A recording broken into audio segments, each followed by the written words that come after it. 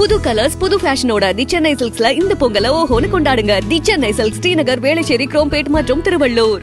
ஈரோடு பேருந்து நிலையத்தில் போக்குவரத்து தொழிற்சங்க தொழிலாளர்கள் போராட்டத்தில் ஈடுபட்டவர்கள் கைது செய்யப்பட்டிருக்கின்றனர். இது குறித்தான விவரங்களை நம்முடைய செய்தியாளர் தங்கமணியிடம் கேட்கலாம்.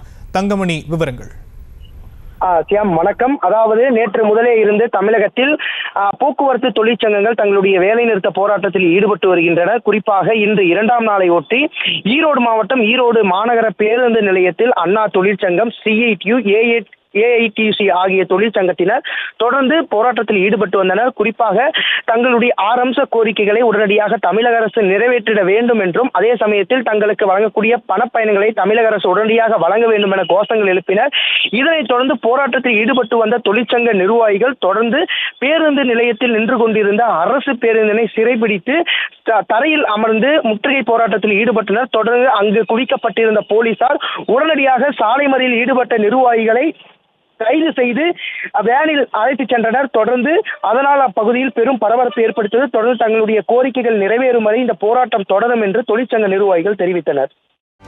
செய்திகளை உடனுக்குடனும் துல்லியமாகவும் தெரிந்து கொள்ள சப்ஸ்கிரைப் பண்ணுங்க.